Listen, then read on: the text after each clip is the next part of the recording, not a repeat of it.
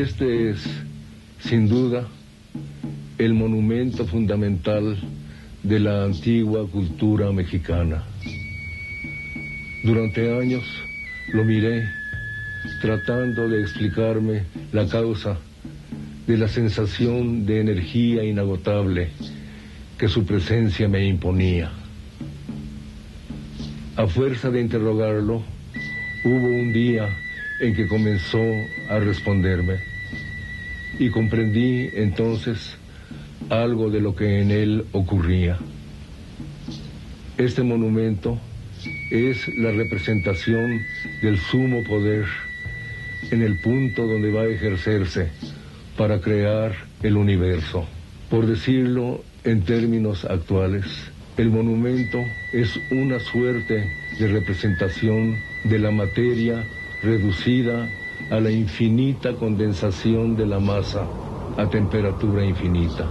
En tales condiciones, la materia tuvo que explotar, y explotó y dio principio, así, a la creación del universo.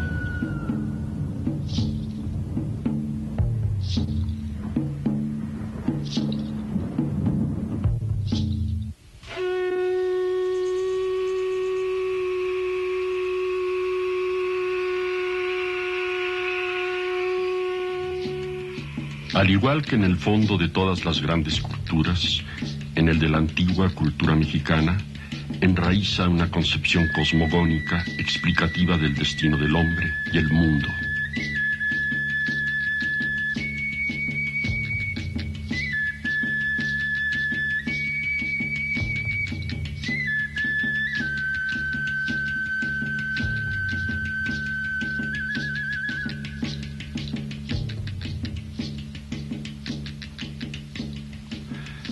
De tal concepción se nutre y crece el dinámico desarrollo que, exaltando al ser humano, lo revela como la entidad que, aliada con dos potencias divinas, impulsa a éstas a la acción y les proporciona, con su cuerpo mismo, la materia para la creación del universo.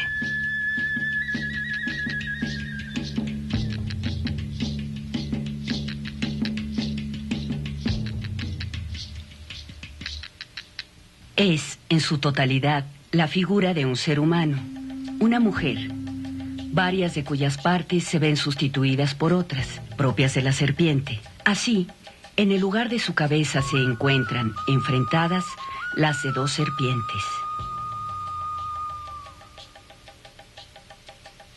Estas se proyectan hacia sus brazos y ocupan el lugar de sus manos.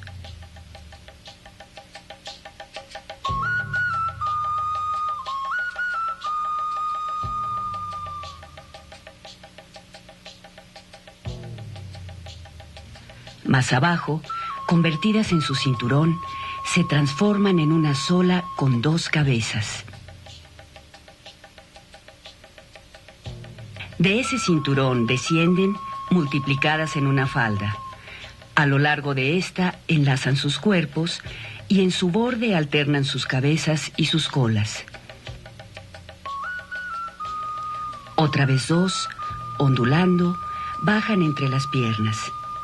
Sus cabezas, ahora puestas entre los pies, se dirigen en opuestos sentidos.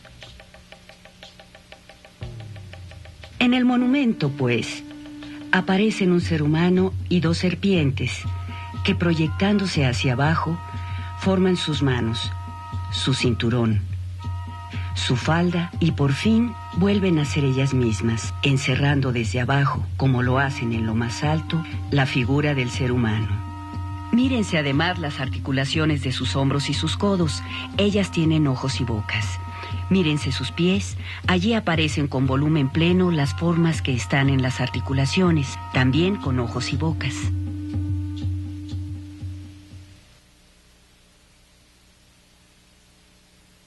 Los antiguos mexicanos, para dar expresión escrita a sus ideas, no usaron signos alfabéticos, sino formas plásticas, cuya lectura directa nos está todavía vedada. Al concluir la conquista española de nuestro territorio, hubo sabios europeos que se preocuparon por averiguar cómo pensábamos o vivíamos. Con tal fin, interrogaron a nuestros sabios de entonces, y estos, entre un montón de patrañas, les revelaron secretos que podemos conocer en ciertos documentos y textos, cuya verdad se puede probar comparándolos con lo que nuestros antepasados escribieron mediante formas plásticas, esto es, con sus monumentos. Nacieron así de mentiras enteras y verdades a medias, obras monumentales que todavía nos son fuente e incierta manera para conocernos.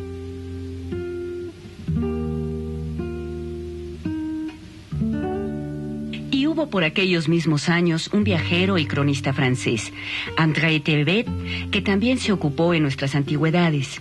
Se tiene por seguro que Thévet no pisó nunca tierra nuestra, pero es absolutamente indudable que tuvo al alcance y manejó documentos fundamentales y de primera mano relativos a nuestro pasado. Él es autor de una obra en francés que en su mayor parte se diría escrita de su propia mano y que lleva el título de Histoire du Mexique, Historia de México, que nos explica con claridad encandilante el sentido del monumento que aquí vemos, su significado y aquella sensación de energía inagotable que de él se desprende. Dos dioses, Tzalcóatl y Tezcatlipoca, trajeron a la diosa de la tierra, Atlalteutli, de los cielos abajo, la cual estaba plena en todas las coyunturas de ojos y de bocas, con las cuales mordía como bestia salvaje, y antes que la hubieran bajado había ya agua, la cual no saben quién la creó, sobre la cual esta diosa caminaba. Viendo esto, los dioses dijeron el uno al otro, hay necesidad de hacer la tierra, y en diciendo tal, se cambiaron los dos en dos grandes serpientes, de las cuales una asió a la diosa desde la mano derecha al pie izquierdo, otra de la mano izquierda al pie derecho, y la oprimieron tanto que la hicieron romperse por la mitad, y de la mitad hacia los hombros hicieron la tierra, y la otra mitad la llevaron al cielo. Y más adelante dice, en reverencia a la misma diosa de la tierra, según ellos tenía forma de hombre, otros dicen que de mujer. Comparemos ahora lo narrado con este monumento.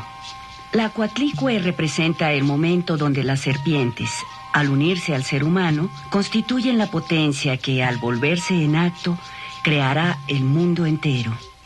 Algo similar a aquella masa y aquella temperatura infinitas con las cuales la materia pudo, al explotar, originar el universo. Pero hay más. En la base de este monumento, esculpida en relieve no para ser vista, sino para integrar el significado cabal de su sentido, está una imagen de Tlaloc.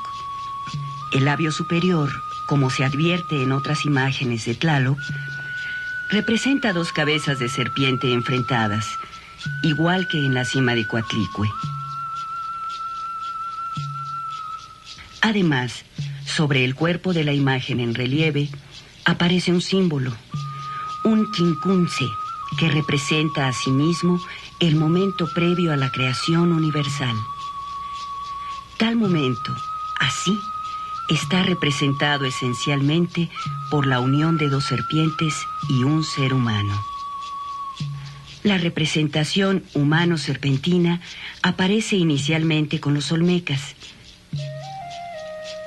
Desde allí se extiende y se difunde por todos nuestros antiguos ámbitos de espacio y tiempo, donde se va figurando con diferentes rasgos.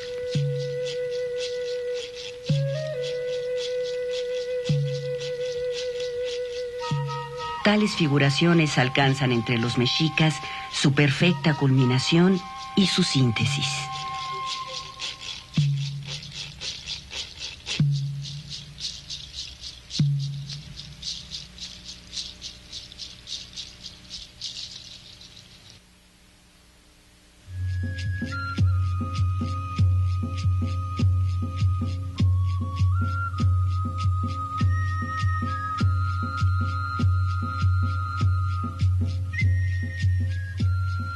Así el hombre, motor y materia inicial de la creación del mundo, asume en lo sucesivo su función creadora como obligación permanente.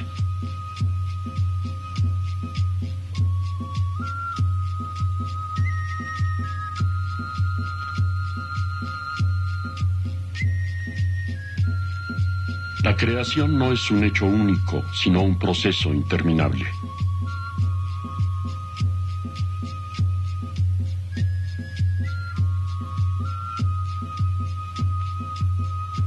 El hombre ha de cumplirla sin interrupción, tomando sobre sí el deber de encaminar a su perfección lo inicialmente creado.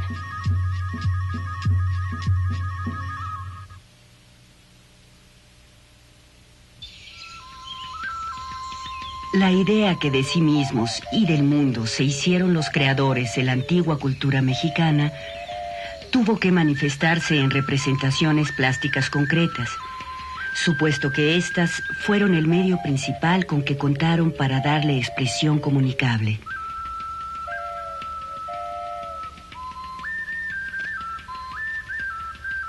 En las imágenes plasmadas durante los siglos culturales del México antiguo, se descubrirá sin mayor esfuerzo que en número y difusión son 4 las que podrían decirse omnipresentes: la naturaleza humana, la ofidia, la felina y la del ave. Todas van cobrando carácter particular de acuerdo con el estilo formal propio de las maneras culturales en que nacen. De las 4, la del hombre y la serpiente son sin duda las que se ofrecen en copia mayor.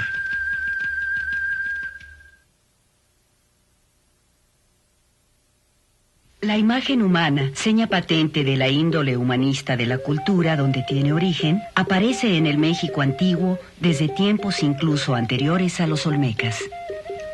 Durante los siglos iniciales del Preclásico, la extensión de este territorio se puebla de maravillosas imágenes primordialmente femeninas.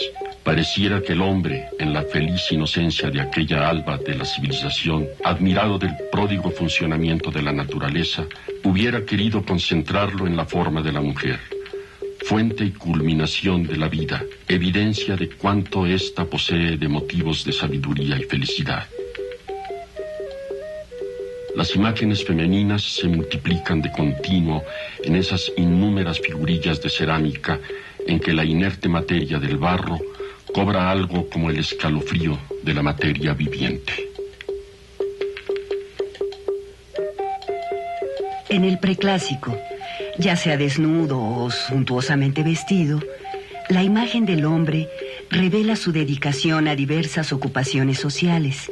Así, en tanto que la imagen femenina simboliza la alegre plenitud vital de lo creado, la del hombre viene a representar el orden social, mediante la figuración de los diferentes oficios y funciones que por él han de ser cumplidos. El hombre muestra, así, su naturaleza de organizador y mantenedor de la sociedad en donde existe. Con el surgimiento del influjo olmeca se difunde en zonas muy diversas la presencia de figuras asexuadas de seres humanos que sugieren rasgos infantiles. Con los olmecas se establece una nueva imagen del hombre. Se reviste de especiales condiciones de sabiduría que lo sitúan como foco central, cuyo sentido alumbra el de las imágenes restantes. Con este carácter se transmitirá su representación a las sucesivas manifestaciones culturales del México antiguo, hasta llegar a su culminación con los mexicas durante el posclásico tardío.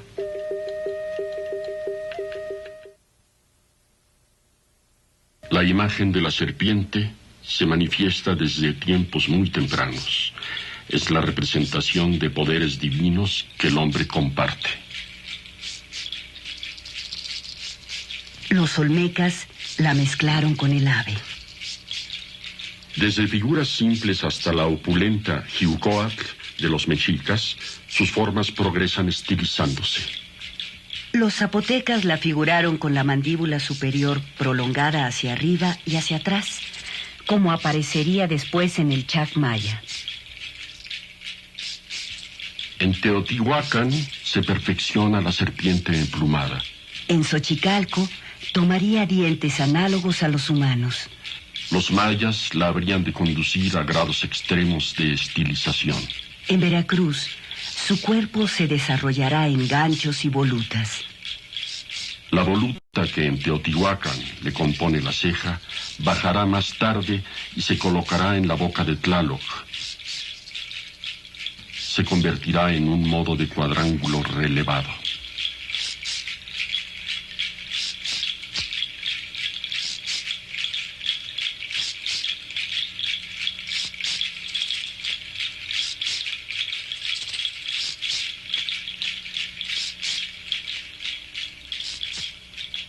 Este hecho comienza a percibirse en Cacaxtla y se vuelve definitivo entre los mexicas, con quienes el tal cuadrángulo se cubre de un entretejimiento como de petate. Pero son los mexicas quienes llevan la imagen ofidia a su máxima excelsitud como manifestación plástica. ¿Acaso con significado temporal duplican el número de sus colmillos, le añaden 4 dientes frontales? Crean la Xiucoatl con el ingente gancho formado por la mandíbula superior.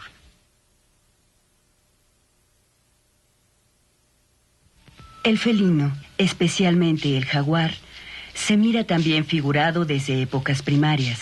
Los olmecas lo representaron sedente o recostado, reduciendo a 4, como en el hombre, las 6 piezas dentales situadas entre los colmillos, y privando a veces de dientes la mandíbula inferior. Flexible y mórbida entre los mayas. Su figura se geometriza en Teotihuacán y Mitla. Pintada, canta y se cubre de universales signos en los muros teotihuacanos. Se recoge, dispuesto al salto, en la cerámica del occidente. Revelando su materia esencial, los mayas y los de Cacaxtla hacen que de él nazca el lirio acuático. Endurecido, el jaguar muestra en tula, collar y grandes garras. En los códices su piel se ilustra de manchas y rayas. Se multiplican en el templo de los jaguares de Chichén Itzá. Los mexicas prodigan sus efigies esculpidas, la máxima de las cuales es el portentoso Ocelocuauhxicalli.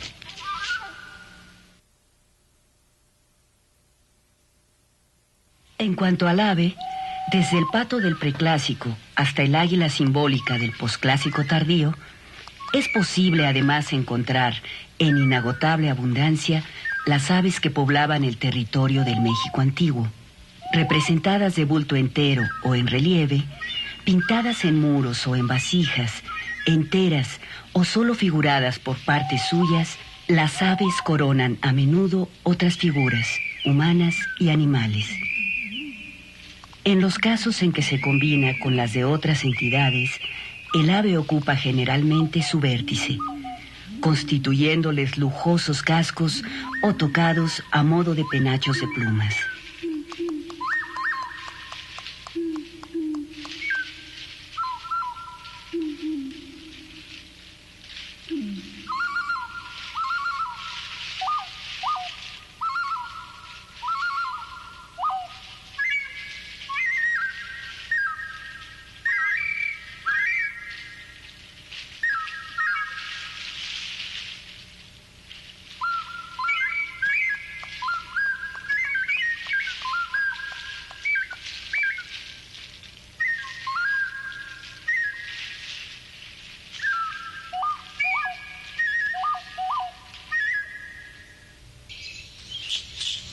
Es frecuente en periodos y espacios variados la presencia de 2 serpientes que se enfrentan.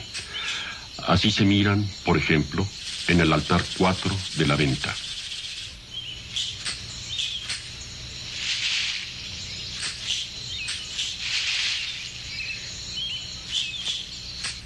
En la cruz de Teotihuacán. En diversos lugares y objetos mexicas, y en la cabeza de la Coatlicue. Los mayas, como a veces lo hicieron también toltecas y mexicas, plasmaron las serpientes con las cabezas dirigidas en direcciones opuestas.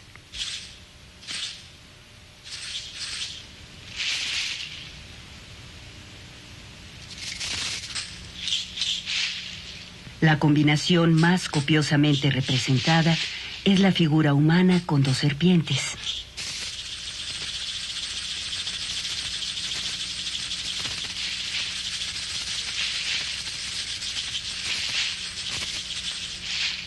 Además de estas 4 naturalezas, los antiguos mexicanos emplearon 4 signos para dar permanencia a su pensamiento cosmogónico.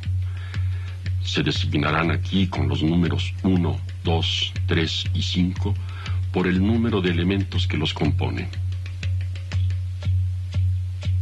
El primero de ellos es un elemento que esencialmente se adapta a la forma de la base menor y los lados de un trapecio.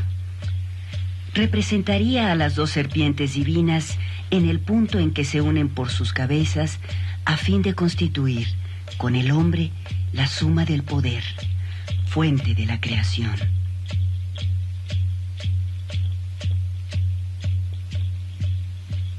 El segundo es esa misma forma, ahora dividida por la mitad. Representaría a las serpientes divinas en el momento previo a su unión con el ser humano.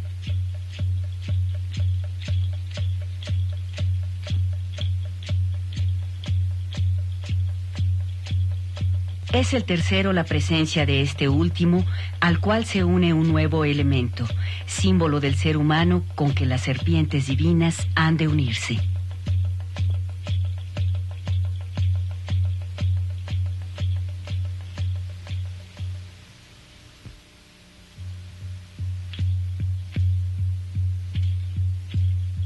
El cuarto signo es el quincunce, 5 puntos dispuestos como en la quinta cara del dado. Las principales formas de representación de este signo son los 5 puntos en su pureza, 2 bandas que se cruzan en su parte central, un cuadrado con un círculo central y un cuadrante de círculo en cada uno de sus ángulos, o la totalidad de los glifos de movimiento.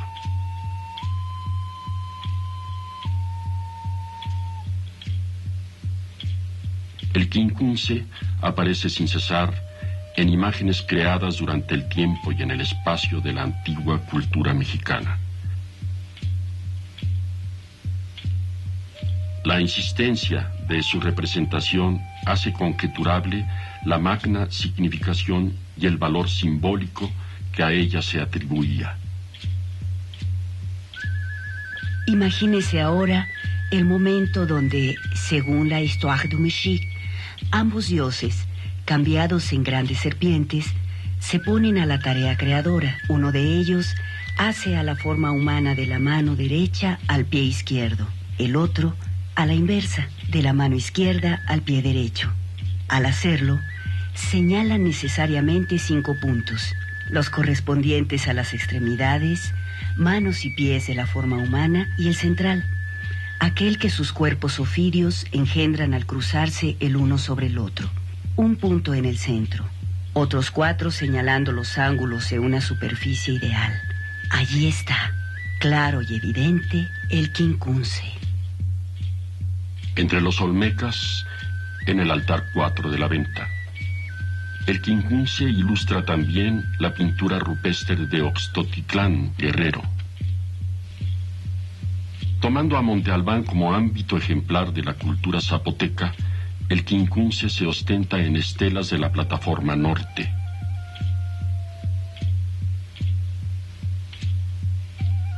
En los danzantes.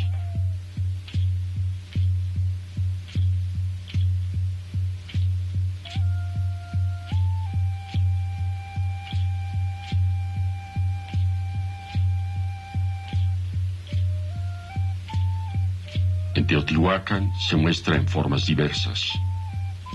Aparece en la vestimenta de diferentes figuras sonrientes de Veracruz. Se multiplicará pintado en el cuerpo del felino de los murales de Atetelco. En las estelas de Xochicalco, el quincunce cobra varios modos. En el Tajín, el símbolo se reviste también de multiplicidad de apariencias, la más simple de las cuales viene a ser el entrecruzamiento de líneas diagonales. Recientemente, en el áureo juego de pelota de ese lugar, se descubrió un relieve donde se representan 2 serpientes que, enfrentando sus hocicos, enlazan las lenguas, construyendo así las curvas bandas constitutivas del símbolo. La representación del quincunce toma entre los mexicas opulenta variedad de figuraciones.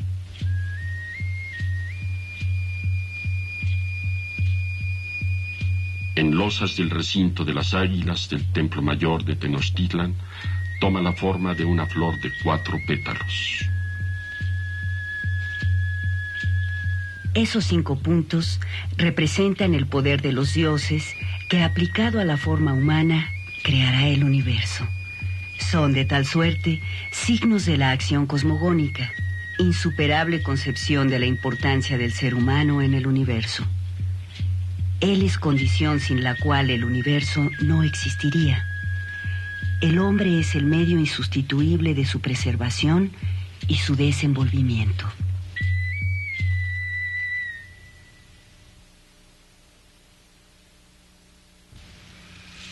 En el orgánico hervor del trópico vecino al océano Atlántico, allí donde la vida se concede en formas de feracidad inagotable, donde palpita sin tregua el corazón vivaz de la naturaleza, al amparo de tal espontánea prodigalidad, surgió aparentemente de súbito, hace más de 3000 años, la cultura olmeca, perfecta y plena desde su principio. Próximas a las riberas oceánicas, privilegiadas regiones de los actuales estados de Veracruz y Tabasco han conservado los vestigios de esa cultura inicial. En 2 sitios insuficientemente explorados se han descubierto restos de construcciones que exteriorizan amplios conocimientos de la astronomía, la ingeniería, la arquitectura. La venta en Tabasco se construyó en un breve islote de un afluente del río Tonalá. San Lorenzo, en Veracruz, sobre una meseta artificial, en las cercanías del río Chiquito, afluente del Coatzacoalcos. En ambos lugares han ido saliendo a la luz objetos magnos y pequeños que evidencian toda una noble concepción del hombre y de su función en el mundo. La concepción que habría de regir y establecer el fundamento y el desarrollo del ser de nuestras subsecuentes antiguas maneras culturales. Mucho de lo que allí ha sido hallado sigue en el misterio cuando se trata de averiguar su sentido. Quienes se han ocupado en su estudio se asombran del esfuerzo físico que hubo de efectuarse a fin de transportar por muchos kilómetros de selvas y pantanos moles de roca de 30 toneladas, en vez de dedicar su asombro al milagro espiritual que lo hizo posible. Permanece así en el misterio el sentido de los titánicos entierros de serpentina hallados en la venta. Millares de lajas talladas y puestas bajo la tierra, como si se intentara dotarla de un corazón de energía, o el de los sepultados signos de mosaico en geométrica disposición puestos al descubierto en ese mismo lugar.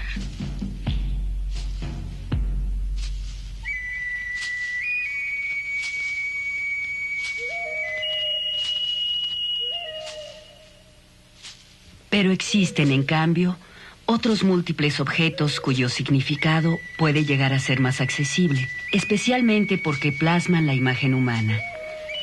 La mayor parte de ellos se ha encontrado en La Venta y San Lorenzo, aunque también han aparecido en otros sitios de la región, y yendo más lejos, aún en lugares de Costa Rica.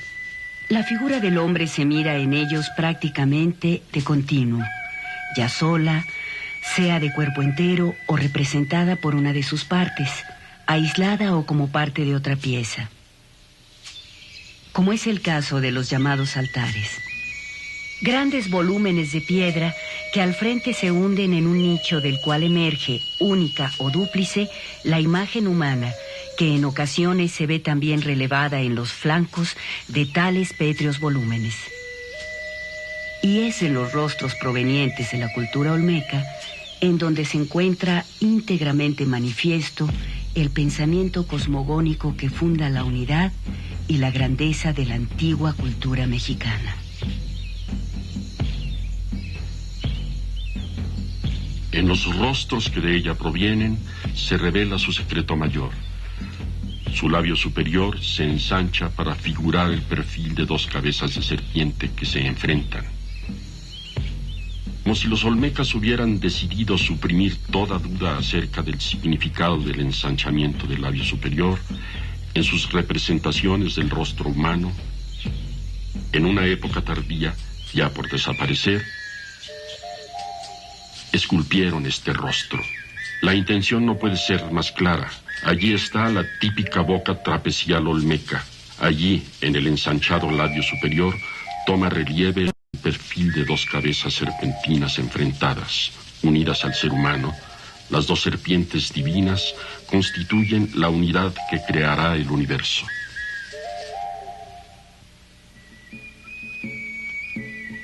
Dos son las maneras principales en que tales rostros se nos muestran: la naturalista y la de rasgos estilizados. Ejemplo de estos últimos nos lo dan las llamadas hachas ceremoniales.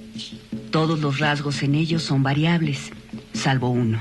Su boca es trapecial y se ensancha en el labio superior. Es así una suerte de simbolización de las dos cabezas ofídeas frente a frente.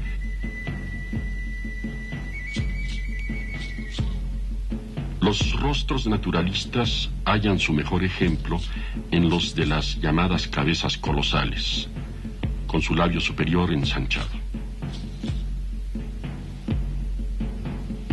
Tres de ellos establecen abiertamente lo que con tal ensanchamiento se está significando.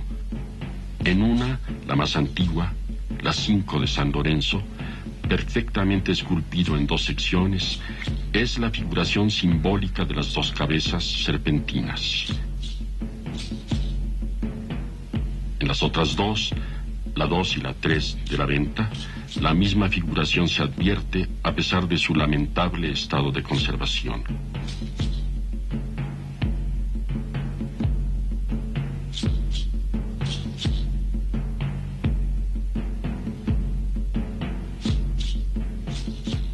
Si después de observar esos tres rostros se examinan los de las restantes cabezas colosales, se advertirá que eso mismo está simbolizado en su labio superior.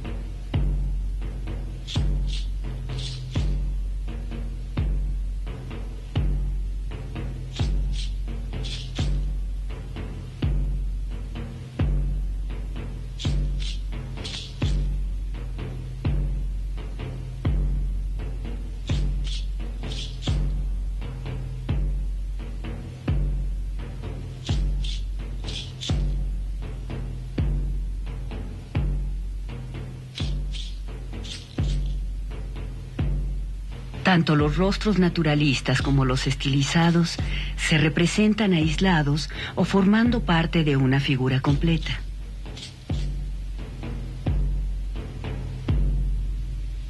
Ejemplo de un rostro naturalista en una figura completa es el llamado Príncipe de Cruz del Milagro. De un rostro de rasgos estilizados en una figura de esa característica es el monumento 10 de San Lorenzo, siendo la estilización de los rasgos faciales el medio con que los olmecas expresaron los grados de manifestación de la esencia humana. Es posible comprender así que el Príncipe de Cruz del Milagro es imagen de la pura humanidad, cuya aspiración a niveles superiores está señalada por la amplitud del labio de arriba de su boca. El monumento 10 de San Lorenzo, a su vez, sería la representación de la plenitud de la esencia creadora del hombre en su máximo esplendor.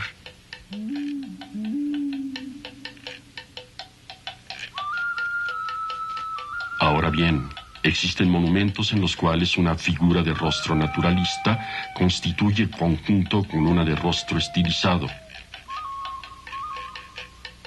Bien puede ser que esta última se agite como si ofreciera resistencia a la naturalista, como en los lados del altar 5 de la venta.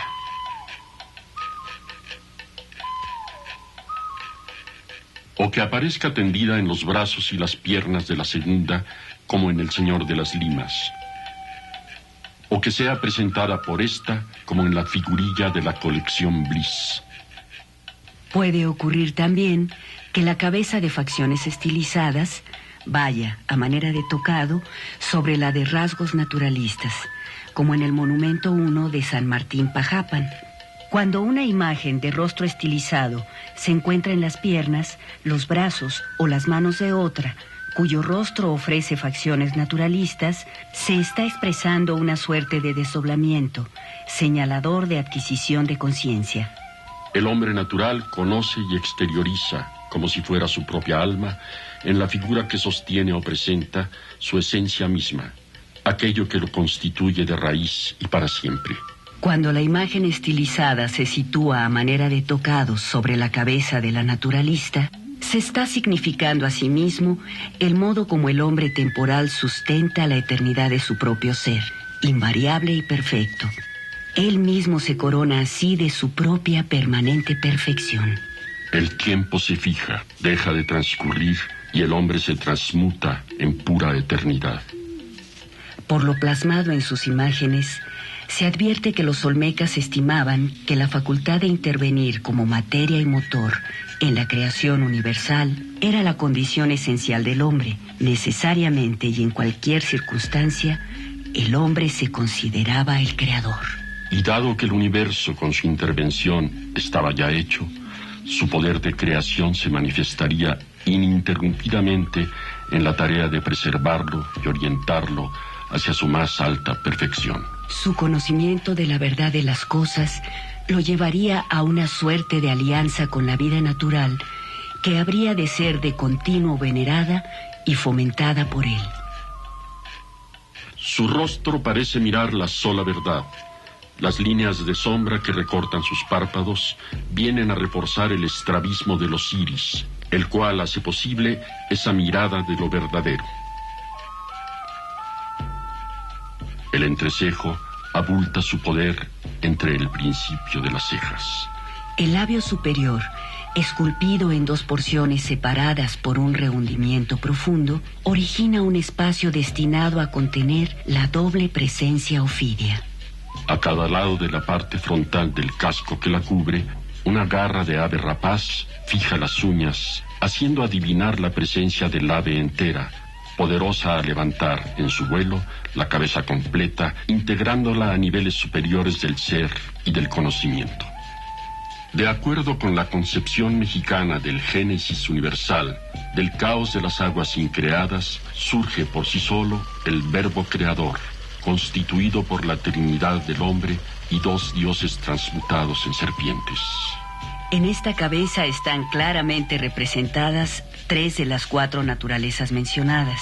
Faltaría, como falta en todas las demás, y también en los rostros tanto naturalistas como estilizados, la naturaleza felina. No obstante, la imagen de un felino y su acuática naturaleza se aprecia en un ingente cuerpo de felino humanoide asentado sobre las ancas y las patas traseras y es el sustento de un magno rostro enigmático.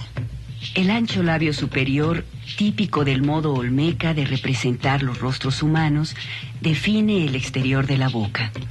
A sus lados, hacia los alvéolos, que podrían suponerse asiento de los colmillos, ascienden desde la tierra hasta meterse en ellos 2 robustos y complejos volúmenes. En ambos, la porción cilíndrica engendra una serie de paralelas bandas diagonales. Tales volúmenes son la representación convencionalmente simbólica de 2 diferentes ríos en su nacimiento, su curso y su desembocadero. La aseveración de la naturaleza acuática atribuida al jaguar en la antigua cultura mexicana da pie para una explicación con acentos de verdad iluminadora. Las partes prismáticas podrían figurar con sus respectivos accidentes geográficos, los lugares donde tienen sus fuentes terrenas. A su vez, las partes cilíndricas y su retorcimiento, que engendran las series de bandas diagonales, representarían las corrientes fluviales que llegan a desembocar en aguas de mayor extensión, simbolizadas por aquel ingente felino humanoide, el cual puede ser la plasmación en imagen de un gran río que capta el tributo de dos afluentes. Es de recordarse que los Soldados, sitio en el cual se halló este monumento, no se encuentra lejos del río Tonalá, cuyo curso se enriquece de la contribución de dos afluentes orientales, casi paralelos en su dirección. Establecido así que el agua puede encontrar en el felino la naturaleza que la simbolice, será ahora posible intentar la lectura de la parte frontal del altar 4 de la venta, el más importante monumento que de la cultura olmeca se ha preservado. Dos rectángulos sobrepuestos componen la vista frontal del monumento.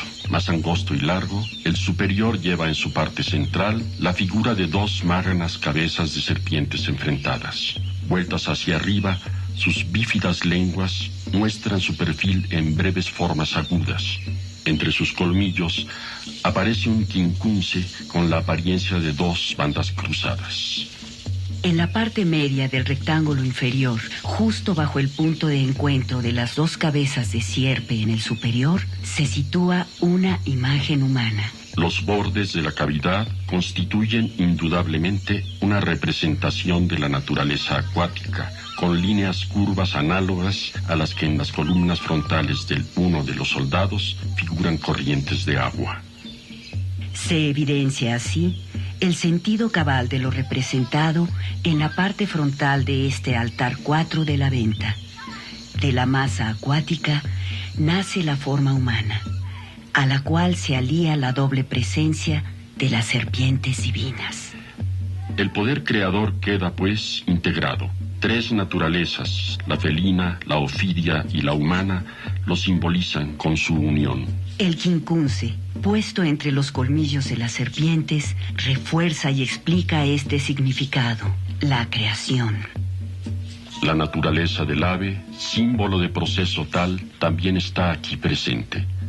Si se observa lo que resta del tocado del hombre, se reconocen a ambos lados de su cabeza plumas, instrumentos del vuelo. Se integra así, en su cabal plenitud, la expresión plástica del concepto cosmogónico del antiguo México. Arduo sería para la escritura alfabética expresarlo con mayor claridad. La concepción cosmogónica de los olmecas se difundió hacia las distintas maneras posteriores de nuestra antigua cultura y definió su unidad y su sentido.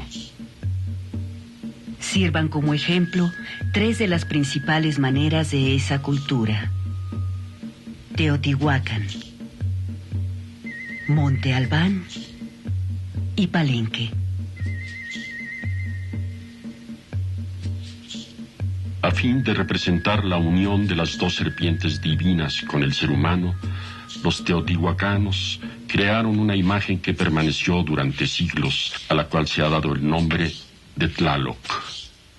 Es un rostro humano estilizado que lleva, como rasgos principales, aros en torno de los ojos y una suerte de banda de extremos encorvados como labio superior. Siglos más tarde, los mexicas explicaron la índole serpentina de tales rasgos mediante la escultura de una imagen de elementos naturalistas, el Tlaloc de la colección Ude, que se encuentra en el Museo Etnográfico de Berlín.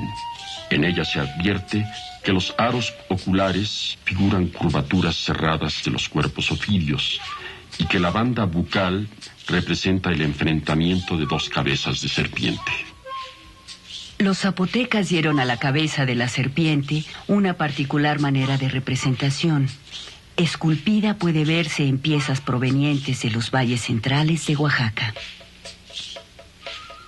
Pintada en el tocado de uno de los personajes que aparecen en el mural de la tumba 104 de Monte Albán.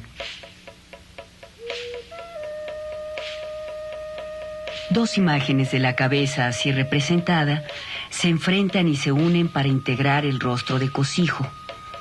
Aquí está, en Monte Albán, la figuración del ser humano unido a las serpientes divinas.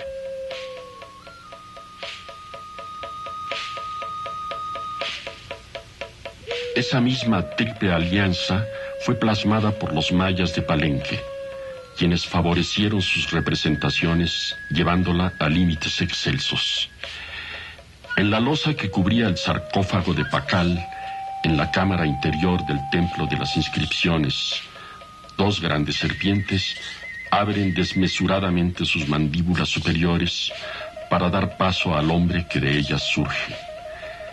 El conjunto es coronado por la figura de un ave, símbolo de ascenso y perfección. El hombre en ascenso, antes de iniciar su vuelo, se apoyaba en un gran mascarón con el rostro de Chac.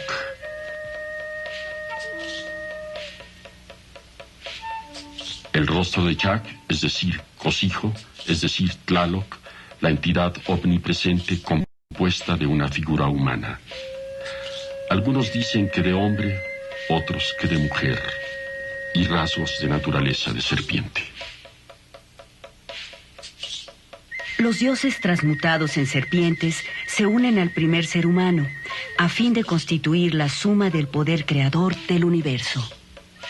Los olmecas, autores de tal teoría cosmogónica, la figuraron plásticamente por medio de dos cabezas ofídeas enfrentadas en el labio superior de un hombre.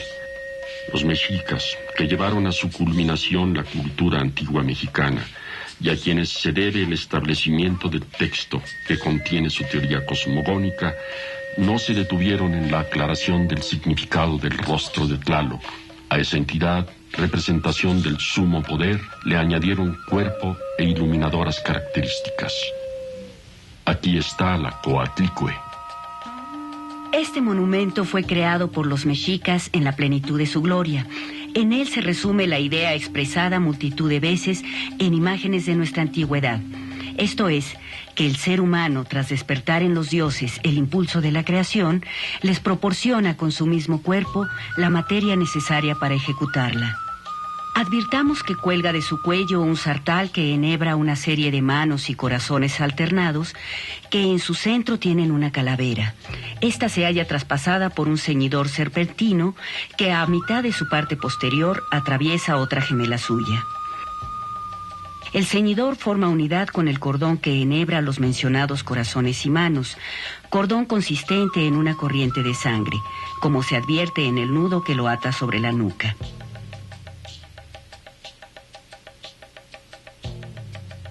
La materia que constituye este nudo es un líquido. Así lo señalan las líneas ondulantes y paralelas que centrales lo recorren a lo largo de sus vueltas. Y es un líquido precioso. Así lo indican las redondas joyas dobles que lo ilustran en su corriente. Un líquido enjollado, pues. Esto es un agua preciosa. El agua preciosa, es decir, la sangre.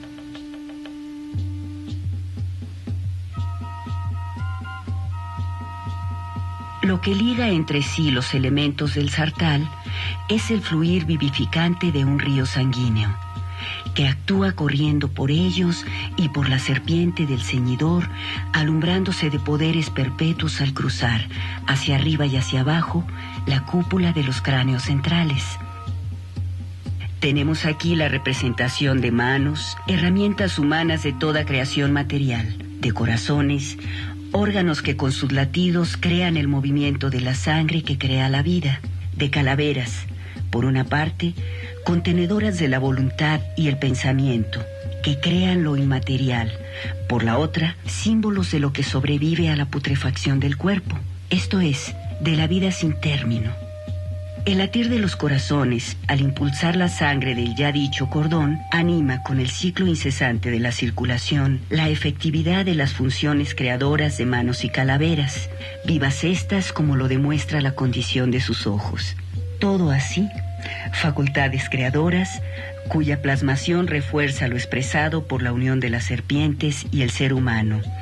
Es el centro del monumento. Un numeroso conjunto de elementos presentes en él desarrolla el mismo sentido. Un conjunto de plumas, expresión de vuelo en ascenso.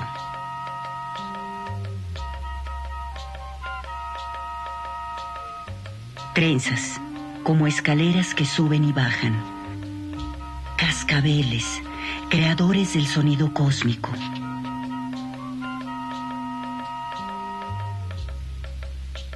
Caracoles, con su espiral céntrica, vía que engendra la posibilidad de infinita sucesión de avances y retrocesos, y a la vez esencia de la forma de la oreja, que al oír justifica la existencia de los cascabeles, nacidos de las aguas caóticas. Los caracoles crean ahora su orden manifiesto. Y se perciben círculos, joyas del perfecto orden creado. Innumerables quincunces, ya puros, como en las escamas de las grandes serpientes, ya componiendo el signo del movimiento creador, como en el nudo que sobre la nuca da paso a la corriente sanguínea, o en el enlazamiento de los cuerpos de las serpientes de la falda.